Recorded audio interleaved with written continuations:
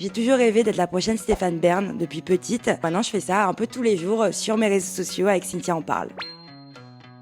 Je parle d'histoire, j'essaye de vulgariser l'histoire surtout des gens et non des grandes guerres. Et j'ai eu cette envie parce que j'ai toujours été passionnée d'histoire. Depuis petite, je rêvais d'être historienne ou prof d'histoire. Le chemin a fait que je bosse dans les médias, mais je m'en sers pour essayer de faire comprendre à la jeunesse l'importance de comprendre l'histoire pour comprendre notre société actuelle, ainsi que les choix politiques et géopolitiques du monde. La culture n'est pas forcément accessible à tout le monde, et grâce aux réseaux sociaux, on a cette possibilité aujourd'hui, sans avoir le besoin ou de forcément se plonger dans un très long livre, d'apprendre.